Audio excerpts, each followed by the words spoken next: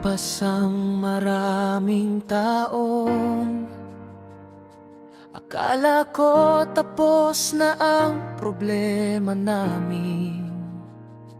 Nakapagtapos ako ng K-12 sa aming bayan, pero trabaho'y hirap pa rin hanapin. Si tatay ay inatake ng mild stroke.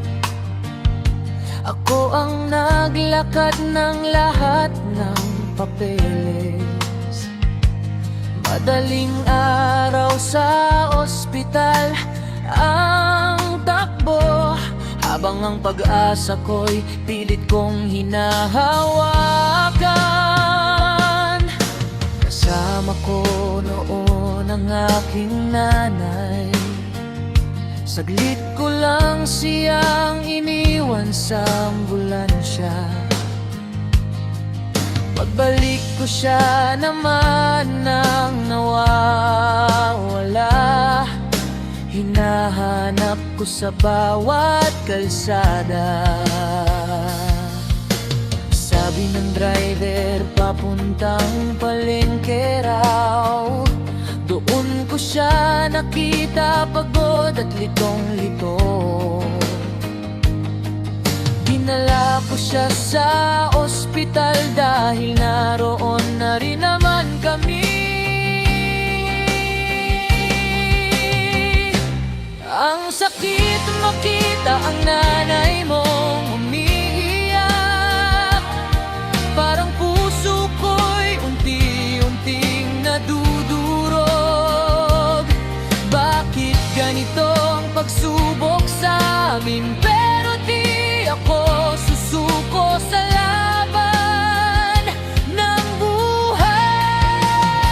Diyos ang sandalan sa bawat problema. Sa dilim siyang ilaw na gumagabay. Kahit kaano kabigat ang dalahin, alam kong hindi niya ako pababayaan.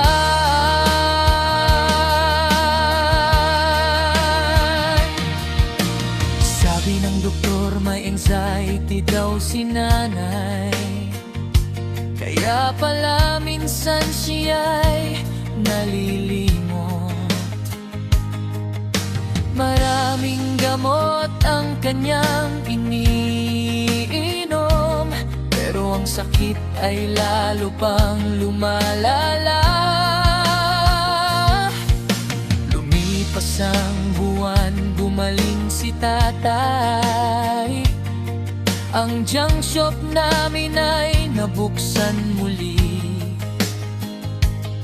Pero ang mas mabigat na problema, ang kalagayan ng aking nanay. Dati alam pa niya ang daan pauwi. Ngayon pag nawala, di na alam ang landas. Kapag nakikita ko siyang umiiyak, parang ako ang nasasaktan.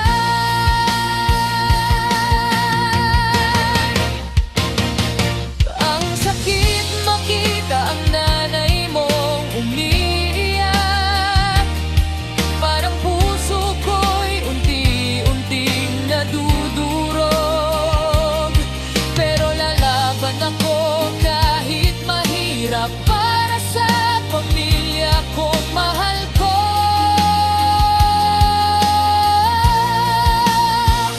Kahit madaling araw naghahanap pa rin.